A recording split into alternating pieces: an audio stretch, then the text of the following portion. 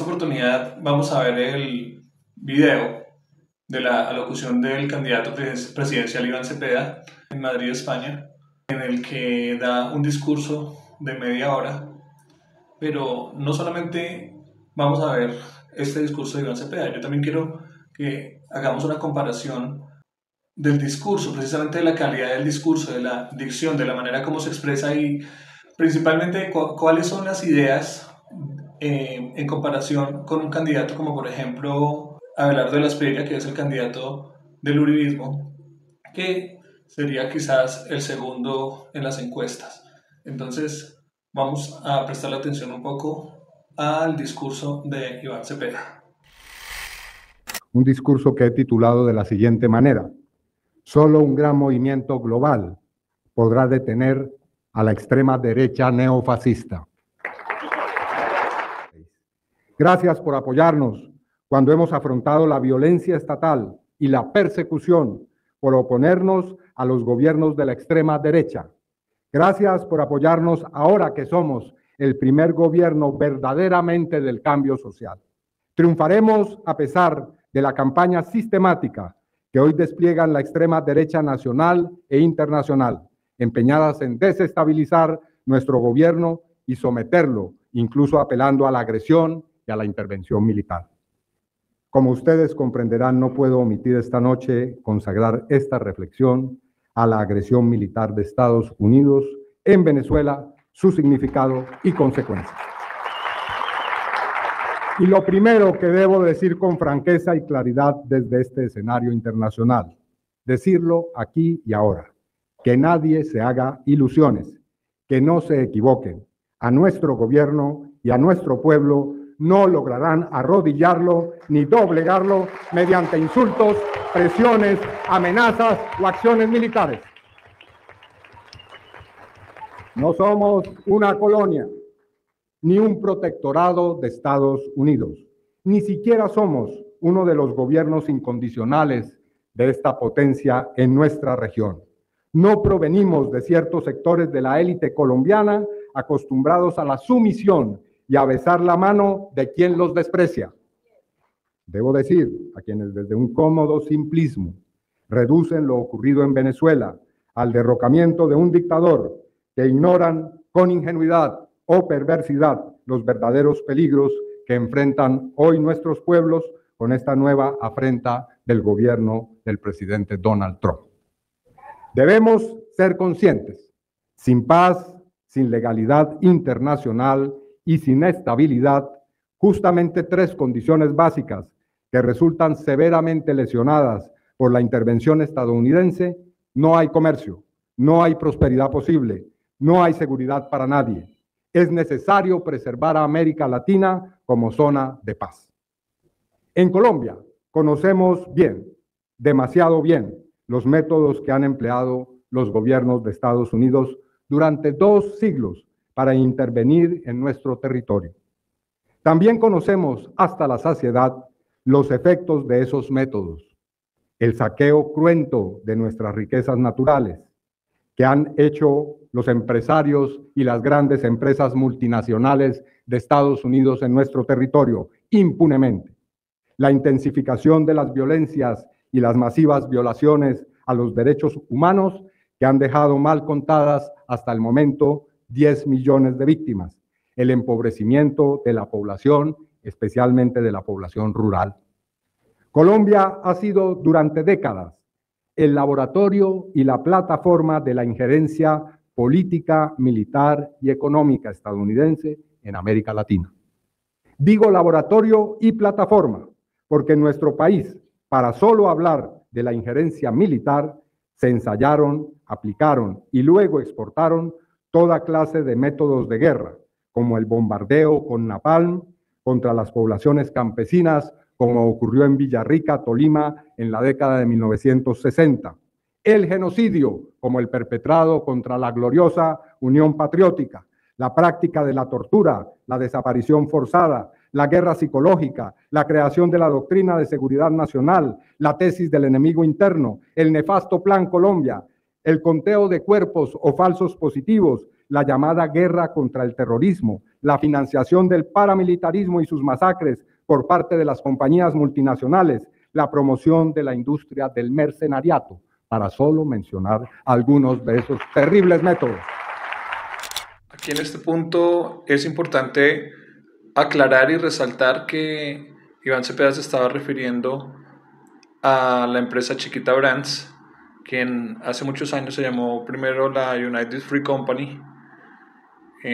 También se refería a Postobón, a Coca-Cola, a Bavaria. Entonces ahí lo pueden ver en pantalla también una noticia, un titular que salió sobre esa noticia en el diario El País de España.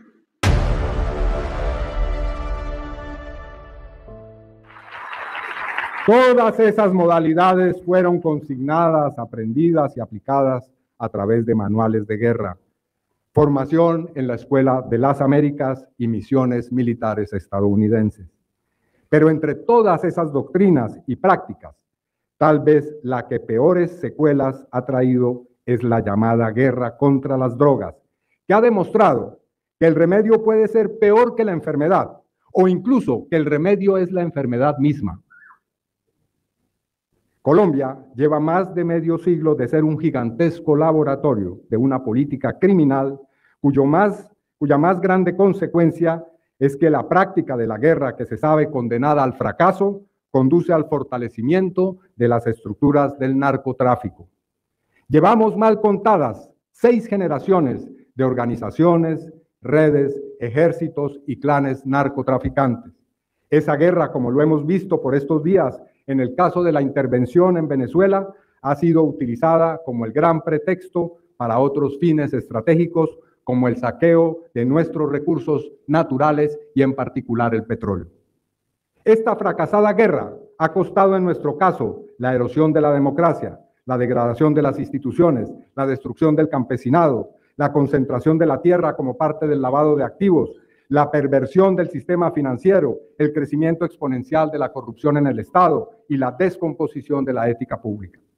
Pero además, esta fallida guerra es el instrumento privilegiado para ejercer la dominación sobre nuestros gobiernos a través de 3 instituciones oprobiosas: las extradiciones unilaterales, la certificación también unilateral en la lucha antinarcóticos y la intrusión encubierta o frontal de la DEA, del FBI y de la CIA y sus agentes estadounidenses o nacionales en nuestra vida política y social.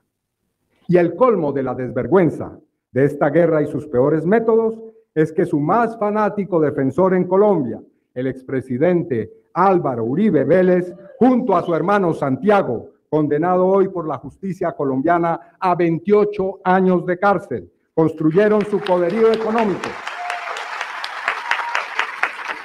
Construyeron su poderío económico en estrecha relación con los clanes narcotraficantes, con el clan Escobar, con el clan Ochoa, con el clan Gallón Henao, con el clan Cifuentes Villa, solamente para mencionar algunos de los socios de Álvaro Uribe Vélez en Colombia. De esas relaciones con el narcoparamilitarismo colombiano del expresidente Álvaro Uribe, no hemos escuchado una sola palabra del presidente Donald Trump ni de su secretario de Estado Marco Rubio.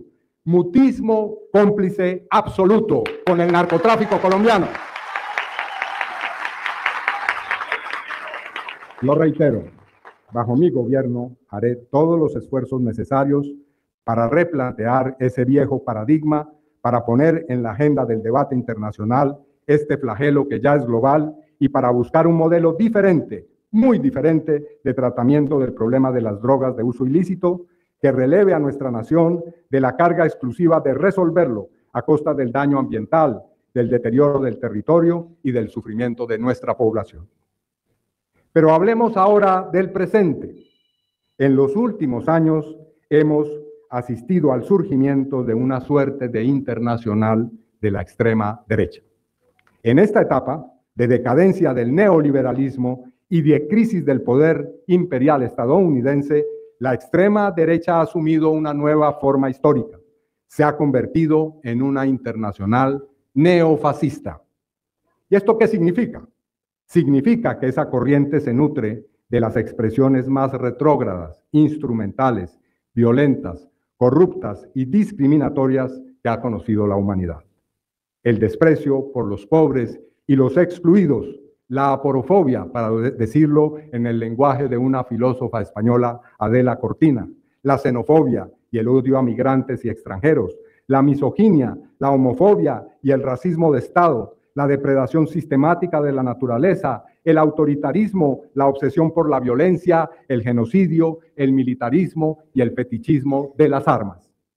Todo esto en línea con la revitalización del decadente imperio estadounidense que vuelve a proclamar, como lo hiciera también, recordémoslo, en la primera mitad del siglo XX, el Tercer Reich, la idea de que un imperio requiere un espacio vital para el mantenimiento de su poderío y que en el caso de Estados Unidos ese espacio vital es el hemisferio occidental. Y también encarnando un proyecto que sueña con salvar a una élite súper rica y que ha perdido toda barrera moral mientras empuja al resto de la humanidad al abismo. En otras palabras, por su concepción, por su forma de actuar y por su estrategia global, la extrema derecha neofascista se ha convertido en uno de los factores más peligrosos para la seguridad, el bienestar y, en última instancia, para la supervivencia misma de la humanidad. Esta amenaza no es abstracta, se expresa en redes internacionales que coordinan su acción política, militar, mediática y económica. Miami y el estado de la Florida se han consolidado como los principales centros de articulación de este proyecto en nuestro continente, espacios donde confluyen el supremacismo estadounidense y las extremas derechas latinoamericanas. Ahora bien, como lo decía, lo nuevo es que esa extrema derecha tiene un programa político claro que comienza a aplicar en el hemisferio occidental.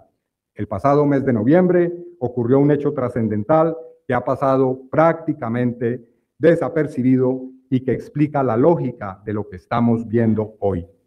Se dio a conocer el documento que define la estrategia de seguridad nacional de los Estados Unidos de América, que proclama la imposición de un supuesto nuevo orden mundial. Entre sus ejes centrales se encuentra la defensa abierta de la agenda de las derechas globales y el llamado corolario Trump de la doctrina Monroe. Recomiendo vivamente la lectura de ese capítulo del documento de Estrategia de Seguridad Nacional. El corolario Trump es precisamente la concreción del concepto de que el hemisferio occidental es el espacio vital de los Estados Unidos de América. Este corolario, contenido en el documento que estoy comentando, dice de la siguiente manera, comillas, tras años de descuido estratégico, Estados Unidos reafirmará y hará cumplir, óigase bien, la doctrina Monroe con el fin de restaurar su preeminencia en el hemisferio occidental, proteger el territorio nacional y asegurar el acceso a zonas geográficas clave. Ninguna potencia extrahemisférica deberá posicionar fuerzas militares, capacidades estratégicas o adquirir control de activos críticos dentro del hemisferio. Es decir, Estados Unidos comprende nuestras naciones latinoamericanas como parte de su cuerpo como potencia, su espacio natural y su propiedad. De ahí que dicta unilateralmente las reglas del juego a seguir, la manera en cómo explotará sus recursos, nuestros recursos, en beneficio propio.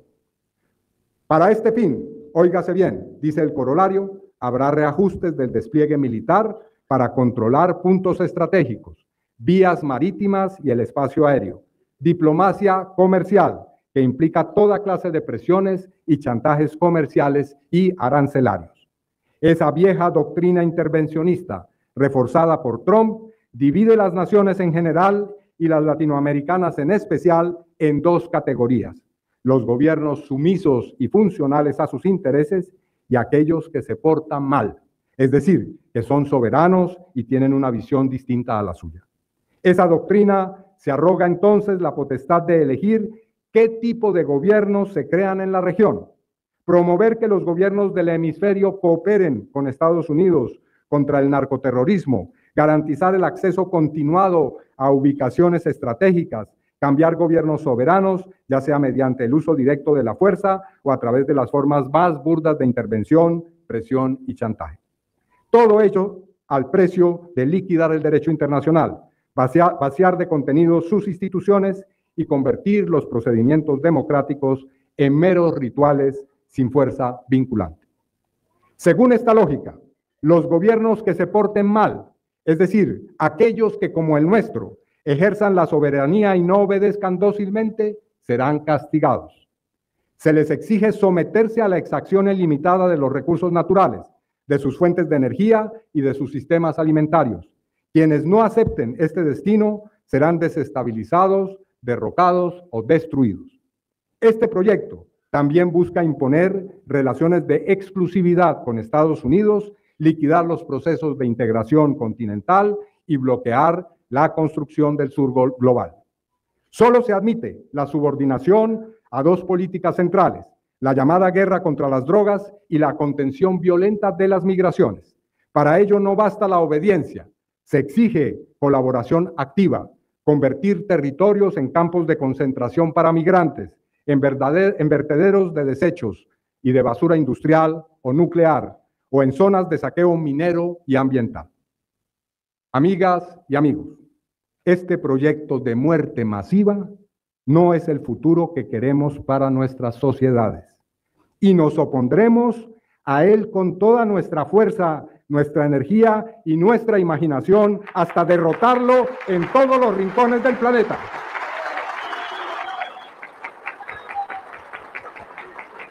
Derrotar el neofascismo no es una consigna, es una condición para preservar la vida, para defender la dignidad humana y para construir un mundo verdaderamente justo y democrático.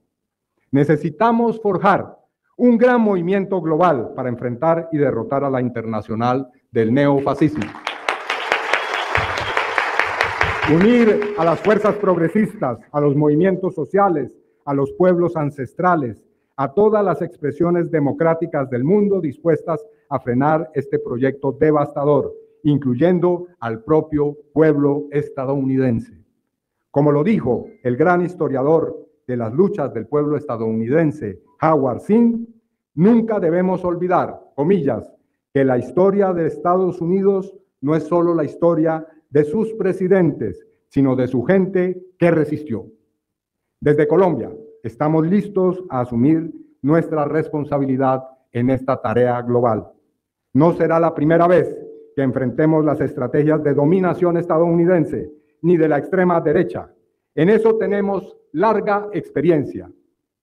No solo los hemos confrontado, sino que también los hemos derrotado política, social, cultural y judicialmente.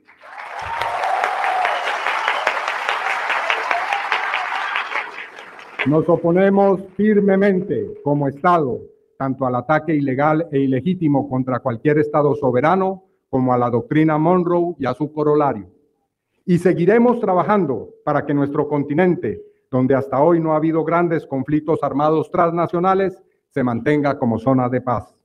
Sabemos bien que uno de los objetivos de esta estrategia del gobierno Trump es intentar asfixiar la segunda ola del progresismo en Colombia, así como perseguir de manera implacable a nuestro presidente Gustavo Petro, a quien nunca, óigase bien, podrán humillar.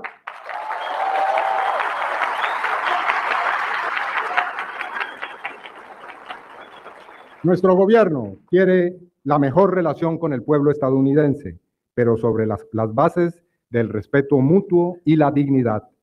Y como futuro presidente de Colombia, lo afirmo con claridad. Por encima de todo está nuestro honor, nuestra libertad, nuestra independencia, nuestra soberanía y nuestra dignidad.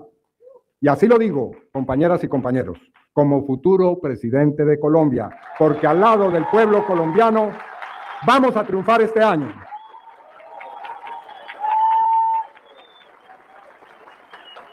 Somos un pueblo forjado en la resistencia, un pueblo al que no se le humilla ni se le silencia, que ha sacrificado a miles de sus mejores hijas e hijos en esta histórica lucha y que tiene inscrita en la memoria su ejemplo de entereza y valor frente a los opresores domésticos y foráneos.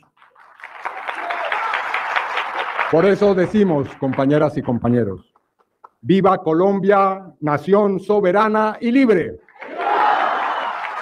¡Viva nuestro digno presidente Gustavo Petro! ¡Viva el digno pueblo colombiano! La doctrina Monroe, en su versión Trump, no pasará. Hasta acá el video de esta oportunidad. Como les dije al principio, también estaremos mirando las alocuciones de Abelardo Velasquez, el candidato del uribismo, para que hagamos unas cuantas comparaciones sobre el discurso que maneja, sobre las ideas que propone. No olviden suscribirse a este canal y apoyar este contenido para seguir haciéndolo por mucho tiempo más. Gracias.